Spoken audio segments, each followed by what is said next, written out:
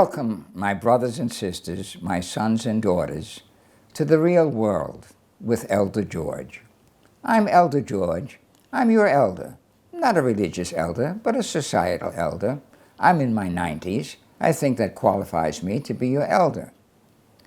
See, here's my staff, which I use in inclement weather and when I'm feeling my age. In my last video, I discussed or had mentioned that in order to have a happy, healthy, harmonious human environment, it requires spiritual awareness, gender understanding, and family focus. Today, I'm going to elaborate a little bit on the gender understanding, and I'm going to introduce you to the universal principle of gender. Now, that doesn't sound like a very exciting topic. However, once we come to realize that the entire world depends upon the proper understanding of the principle of gender, you may decide it's a topic worth listening to. Notice I use the term principle of gender. Gender is not a social construct. It's a universal principle upon which the functioning or the movement of the universe depends. Now, let's discuss a little bit what causes movement. Have you ever thought about that? What makes things move? Is it the temperature? Is it vibrations? What makes things move? I decided to do a little experiment on movement, and I have here a glass, which I'm calling a receptive entity. And I put the glass down, and that glass is going to stay there now. And if I go run an errand, the glass will be there when I come back. If I leave it there when I go to bed tonight, it'll be there when I get up in the morning. If I go on vacation, when I come back, the glass will be there. The glass will be there 500 years from now, unless there's an assertive influence to move it. Now, my hand is an assertive influence. I reach over and pick up the glass. An assertive influence moved a receptive entity. If there are two glasses and no assertive influence, there still won't be any movement. Also, if there are two assertive influences and no glasses, there won't be any movement.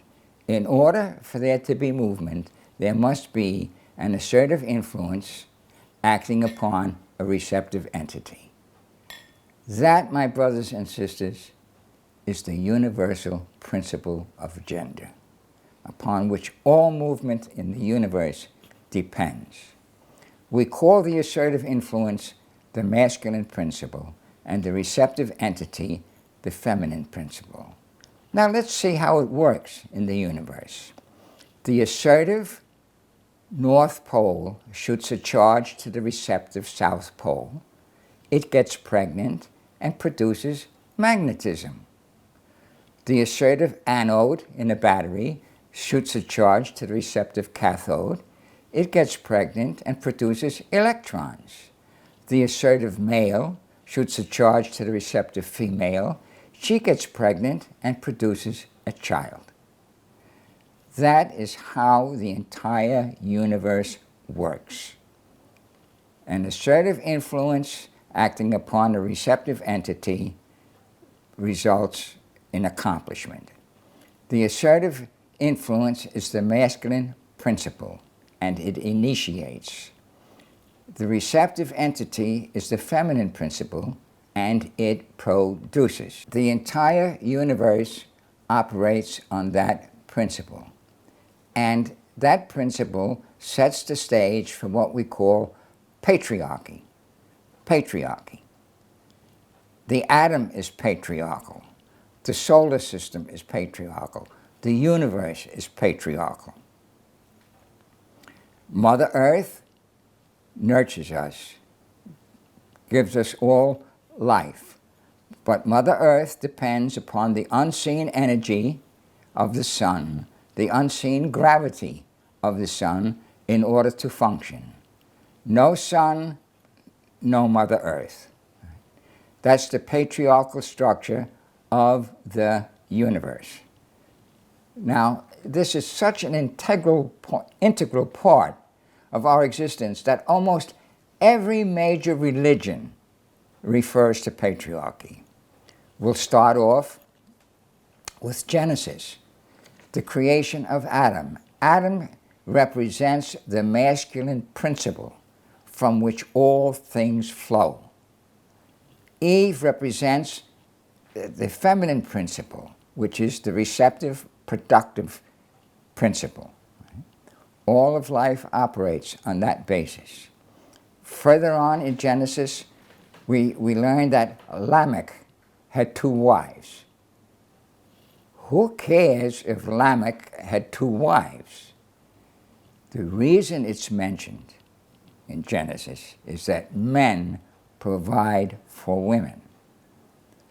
This is explained further on in religious texts. Men are to provide for women and children, widows and orphans, the elderly and the infirm. That is the function of a man, the propagation and preservation of the species. Not sending rockets to the moon, not making $1 million, the propagation and preservation of the species. Every religion, whether it's the Bhagavad Gita, the Torah, the Tao, the Quran, every religion upholds patriarchy. That only upholds it, indicates that this is the way to live. Now, we live in a society that doesn't understand the patriarchal structure. A common phrase that we hear today is, "We don't need men anymore." Can you imagine such a thing? We don't need men anymore. To me, that's a phrase of ignorance, complete ignorance, not only of the principle of gender, but of the way life works around you. And we'll get into that.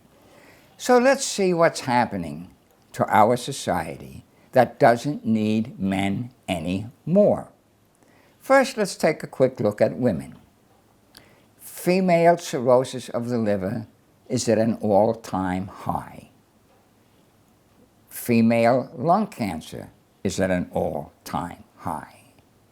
Venereal disease is at an all-time high. Female depression is at an all-time high, and it's been at an all-time high for decades. And female suicide is at an all-time high. That's a disaster. That's a disaster striking our society. And yet, we have the Vice President of the United States announcing to the world, "How dare men tell us what to do with our bodies?" That's why we dare, because the scriptures tell us to, and because your bodies are rotting away now, physically, mentally, and emotionally. Let's move on, see how the kids are doing with this "we don't need any more" philosophy. We now dump children in preschool, in-school, and after-school programs where they're fed food that God didn't design for human beings to eat. If they don't like that, they can go and join gangs. Gang membership has increased 40% in the last decade, where children are now flocking to try and get a sense of belongingness, security, that they should get from families with mothers and fathers in them. And how's the educational system doing?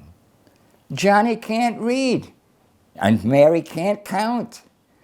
We not only graduate children from grade school who can't read and write, we graduate children now from high school who can't read and write. Our homicide rate is now the highest it's ever been. We have more men in prison than any country in the world.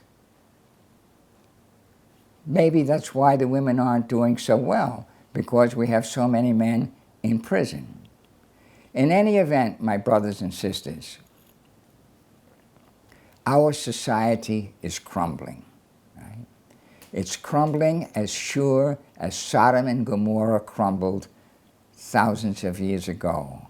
Our society is crumbling as sure as Israel did during the time of the prophet Jeremiah. Our society is crumbling as sure as ancient Greece crumbled. Our society is crumbling as sure as ancient Rome crumbled. My brothers and sisters, you have two options and one choice.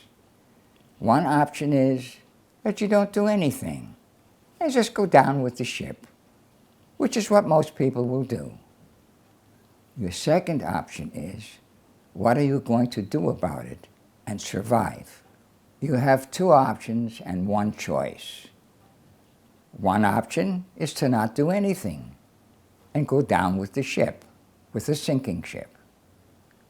Your second option is to do something and be one of the survivors. If your choice is to do something about it, then I recommend that you stay tuned to our videos and podcasts where we will discuss the issues facing society today and what to do about them. In closing, I ask that you go to my website, www.mensaction.net. Under the About Us tab, you will find an essay index, and under the letter A, you will find a 5-part series, A Gender History of Europe. I strongly recommend that you read that, as it will give you a lot of background for today's talk. I thank you for tuning in. Working together, we will survive. Dear viewer, an important part of my message is an explanation of gender, the principle of gender, and it is elaborated on in my two books, A Gender Handbook for Western Man and Dear Brothers and Sisters, Gender and Its Responsibility. The first book, Dear Brothers and Sisters, Gender and Its Responsibility, discusses the many facets of gender and points out that it is a universal principle. The second book, A Gender Handbook for Western Man, is not really a handbook, but I explained gender in more technical terms, which I thought would be better appreciated by the Western mind. Both of these books are readily available from Amazon and Barnes & Nobles. I recommend that you get a copy of each and familiarize yourself with the principle of gender, which is being ignored in society today, and we are paying a price. Thank you.